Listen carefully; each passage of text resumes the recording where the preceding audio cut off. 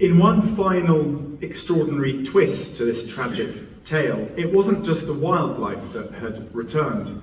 Of those 100,000 people resettled all across the former Soviet Union, what is now Russia, a handful of mainly elderly women, known as babushkas, returned to the exclusion zone. They're known locally as the resettlers. They went back to their farms, to their small dwellings.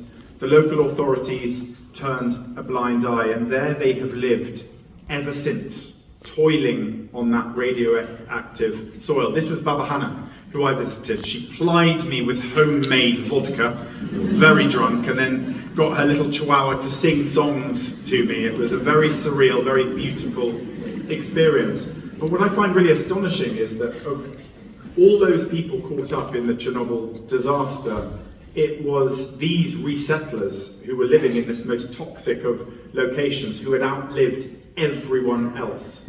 Everyone else had died prematurely of broken hearts. They had been settled where they didn't want to be. But for the Baba Hanas, they were where they belonged.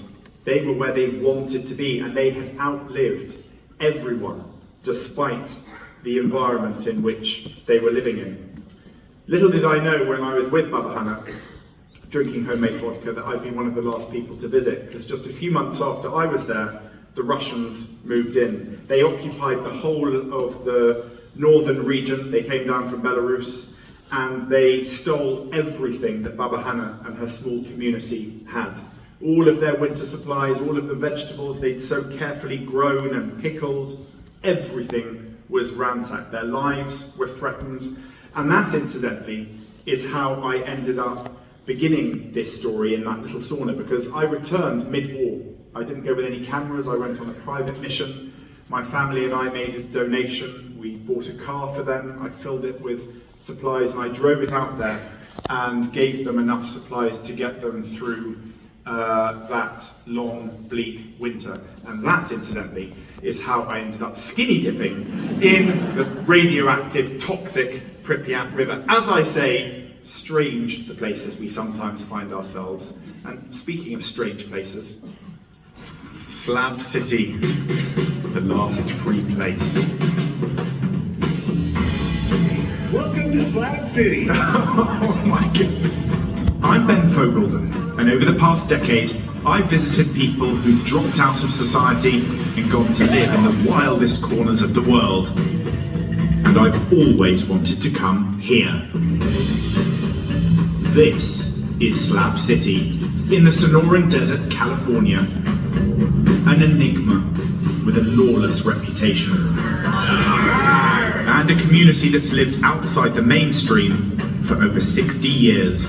Thanks, sir. What's your name? My name is Lerp. Hi, Lerp. I also go by Grandma Blues Killer. I'll remember your name, Grandma. And you said your name was Ben. Ben. I don't think I've ever felt so normal in my life.